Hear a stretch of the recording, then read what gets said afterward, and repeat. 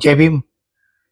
मी doctor Rajendra Ganesh Wagh, Akhil Bharatiya महासचिव, pension employees of life insurance SC/ST welfare association. सर्वप्रथम मी त्या सभासदांचे आभार मानतो की ते सभासद झाल्यामुळे संघटनेची सभासद संख्या 500च्या वर गेली आहे. I really thanks to all of you.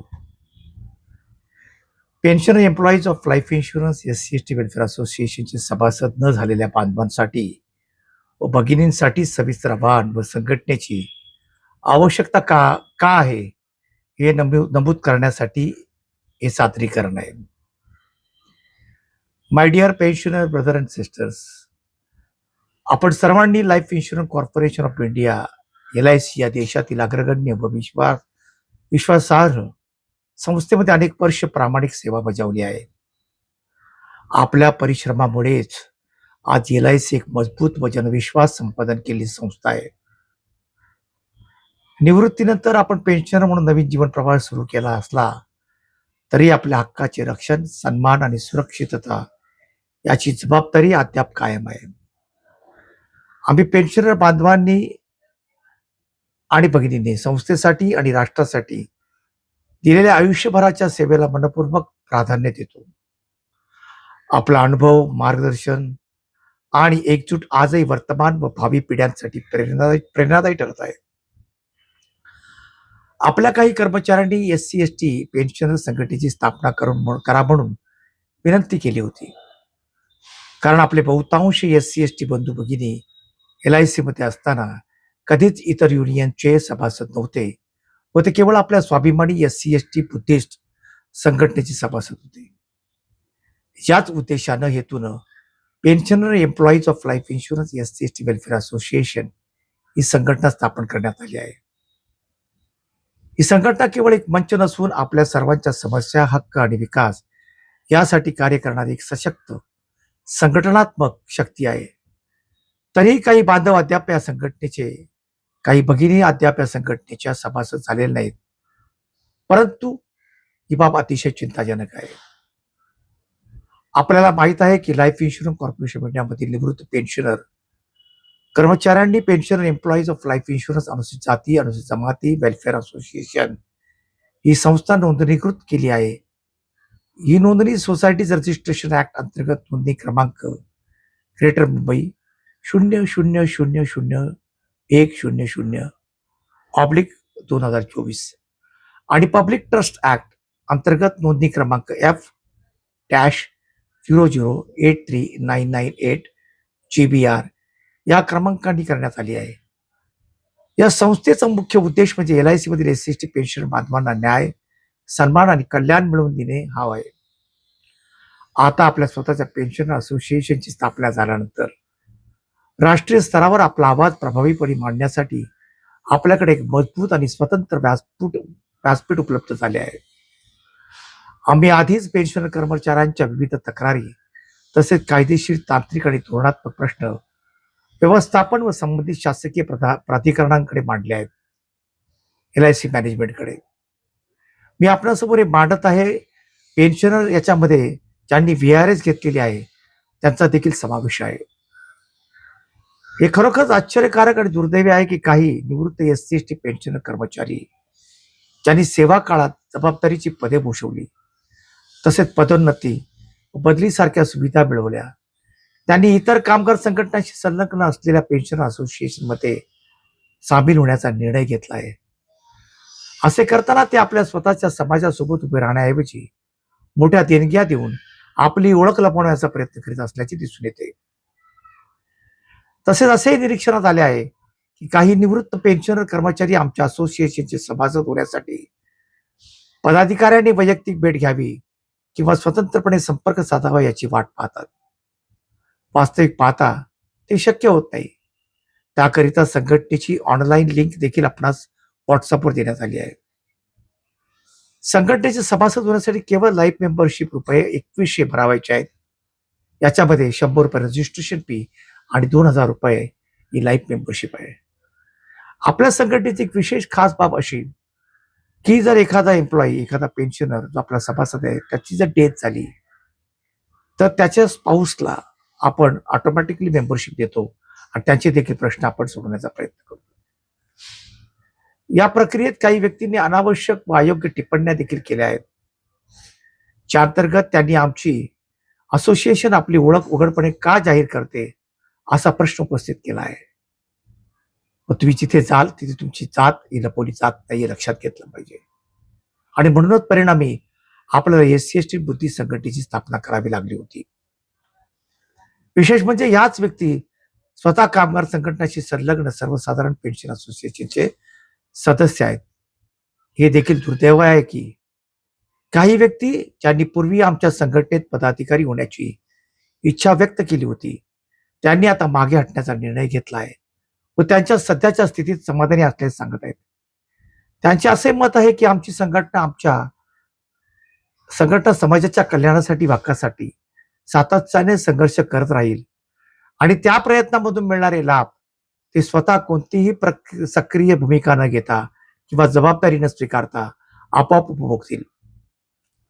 अशा प्रकारचा दृष्टिकोन सामूहिक जबाबदारी, एकजूट आणि सामाजिक बांधिलकीच्या भावनेला बाधा पोहोचवतो. समाजाची प्रगती व संरक्षण तेव्हा शक्य आहे सदस्य धैर्याने, पारदर्शकतेने आणि एकत्र येऊन समान उद्दिष्टासाठी उभे राहण्याची तयारी दाखवतात. असो, सभासदत्वाचे महत्व, इम्पॉर्टन्स ऑफ द मेंबरशिप काय असायला हवे. संघटित शक्ती कोणत्याही समाजाच्या प्रगतीसाठी अत्यंत आवश्यक असते. डॉक्टर बाबासाहेब आंबेडकरांनी हे दिलेलं ब्रीदवाक्य आहे. एकट्याने मांडलेली समस्या आणि संघटनेमार्फत मांडलेली समस्या यामध्ये मोठा फरक असतो. संघटनेचे सदस्य झाल्यास आपल्या मागण्या अधिक प्रभावीपणे शासन आणि प्रशासनापर्यंत पोहोचवता येतात. म्हणजे गव्हर्नमेंट आणि LIC मॅनेजमेंट पर्यंत पोहोचवता येतात. सभासद होण्याची सविस्तर आवश्यकता काय आहे. ज्या बांधवांनी अद्याप सभासदत्व घेतले नाही त्यांनी कृपया विलंब न करता त्वरित नोंदणी करावी. आपल्या जवळील पदाधिकाऱ्यांशी संपर्क साधून सभासद फॉर्म भरावा व संघटनेत सहभागी व्हावे.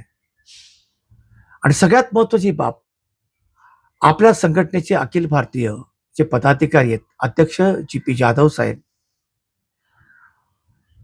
कार्यकारी अध्यक्ष रामेश्वर दिल्ली, उपाध्यक्ष राजेंद्र कुमार दिल्ली, मी स्वतः महासचिव डॉक्टर राजेंद्र वाघ, तसेच joint secretary Uttam Redkar, secretary administration Ruplal Chaudhari चप्पल, Nandu Sonawane organization secretary Aurangabad, NB परमार secretary legal Gandhinagar, Shri Loknathan Chennai secretary planning and publicity आणि आपले कोषाध्यक्ष PA शिंदे साहेब सोलापूर. आणि विशेष म्हणजे आपण आपल्या संघटनेची पश्चिम क्षेत्रीय कमिटी देखील स्थापन केली आहे. त्या संघटनेचे पदाधिकारी अध्यक्ष श्री TS मकवाण अहमदाबाद, ईश्वर वासनिक नागपूर महासचिव, Tukaram Dolare Mumbai secretary administration, CK Salvi उपाध्यक्ष पश्चिम क्षेत्र, सुनील इंगळे कोषाध्यक्ष पश्चिम क्षेत्र.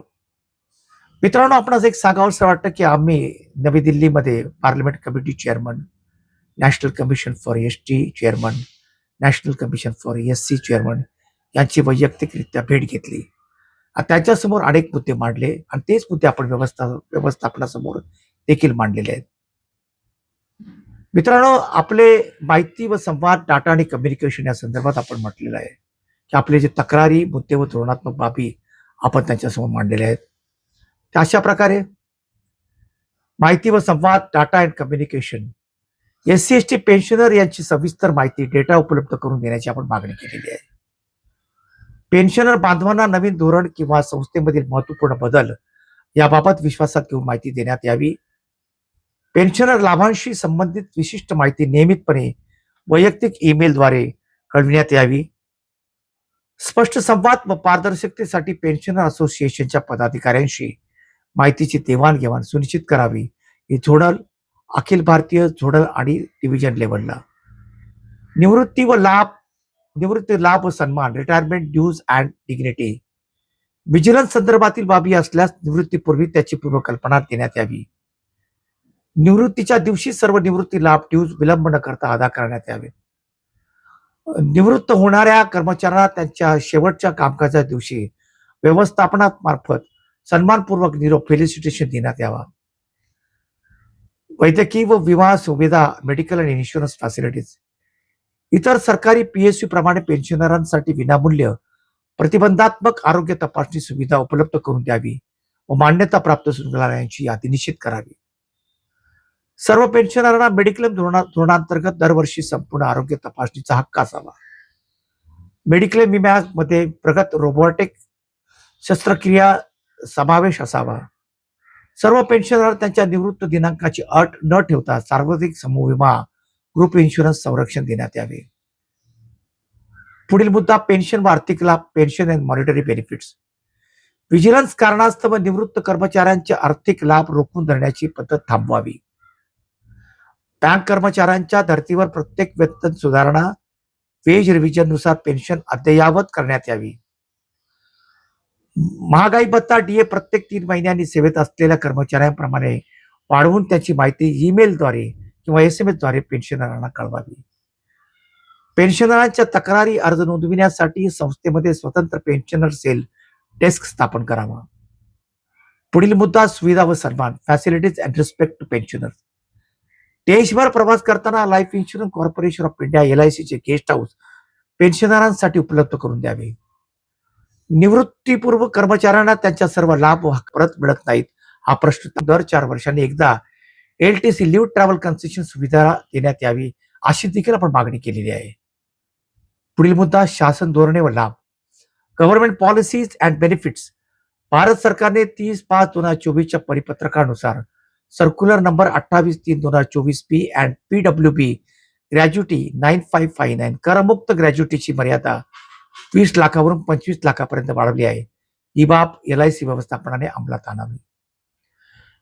पेन्शनर कुटुंब पेन्शनर दिल्या जाणाऱ्या एक्स ग्रेशिया रकमेचा आढावा घेऊन ती वाढवावी व 60 वर्षांवरील निवृत्तांना देखील लागू करावी अशी मागणी आपण केली आहे. कुटुंब पेन्शनची रक्कम अत्यल्प असल्याने ती वाढविणे अत्यावश्यक आहे. पुढील भाग सहभाग व समावेशन, पार्टिसिपेशन आणि इन्क्लुजन. इन्शुरन्स वीक तसे इतर अधिकृत कार्यक्रमामध्ये पेन्शनर असोसिएशनच्या पदाधिकाऱ्यांना आमंत्रित करावे. LIC कार्यालयामध्ये पेन्शनरांसाठी स्वतंत्र भेट क्षेत्र व्हिजिटिंग एरिया उपलब्ध करून द्यावे. पुढील मुद्दा रोजगार व सामाजिक न्याय, एम्प्लॉयमेंट अँड सोशल जस्टिस. सेवेत असताना निधन झालेल्या कर्मचाऱ्यांच्या कुटुंबियांना केवळ समूह विम्याची रक्कम मिळाल्याच्या कारणावरून अनुकंपा तत्वावर नोकरीत नाकारू नये. त्यांनी 20 वर्षापेक्षा अधिक सेवा दिली आहेत परंतु संसदीय समिती 2022 शिफारसी असूनही कायमस्वरूपी नोकरीत समाविष्ट झाले नाहीत अशा तात्पुरत्या कर्मचाऱ्यांना योग्य निवृत्ती लाभ देण्यासाठी त्यांच्या प्रकरणाचा पुनर्विचार करावा अशी देखील आपण मागणी केलेली आहे. आणि म्हणून मित्रांनो, सभासद संख्या वाढवण्यासाठी इन्क्रीज द मेंबरशिप. कृपया आपले आजीवन सभासद व लाईफ मेंबरशिप शक्य तितक्या लवकर नोंदणी करून घ्यावे. नोंदणीसाठी आवश्यक फॉर्म आपण या लिंकवर उपलब्ध करून दिला आहे तो आपण भरावा किंवा आपण आपल्या विभागीय झोनल शाखा डिव्हिजनल पदाधिकारी संपर्क साधूनही नोंदणी प्रक्रिया पूर्ण करू शकता. आपला सक्रिय सहभाग आणि वेळेवर केलेली नोंदणी संघटनेला अधिक बळकट करण्यासाठी अत्यंत महत्वाची आहे.